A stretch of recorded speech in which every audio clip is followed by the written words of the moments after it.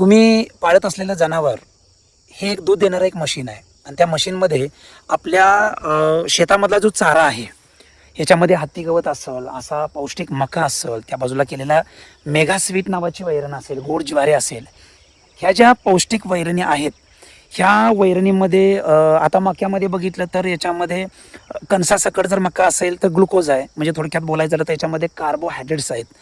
हे जर जनावरच्या शरीरामध्ये गेलं तर ग्लुकोज गेल्यानंतर काय होतं, जनावराला तरतरीपणा येतो किंवा जनावर जोशमध्ये येतं आणि जनावर दूध देतं. म्हणजे दूध वाढवायचा फॉर्म्युला जो आहे तो मक्यामध्ये आहे. तर मक्याची वैरण आपण 12 महिने केली पाहिजे आणि 12 महिने जर होत नसेल तर त्याचं सायलेज तर आपण बनवलं पाहिजे. हा पहिला विषय आहे. 2 नंबरला ह्याला जोड लावायचा आहे मेगास्वीट नावाची गोड ज्वारी आहे. तिथं आता मी दाखवणार आहे. 16 ते 18% त्याच्यामध्ये शुगर आहे. त्याचबरोबर त्याच्यामध्ये 35 ते 38% त्याच्यामध्ये ड्राय मॅटर आहे, म्हणजे शुष्क पदार्थ आहेत. ते चावण्यासाठी आणि रवंत करण्यासाठी ते फार उपयोगी पडतात. हत्ती गवतामध्ये गोडपणा नाही आहे, त्याच्यामध्ये ग्लुकोज नाही आहे. त्याच्यामध्ये हत्ती गवतामध्ये तुम्हाला तसं सांगायला गेलं तर काय आहे तर त्याच्यामध्ये फक्त प्रोटीन आहे, 8 ते 10% आहे. म्हणजे हा चारा कडवट आहे. म्हणजे मला काय सांगायचं आहे की वैरणीकडे तुम्ही सगळ्यांनी लक्ष द्या.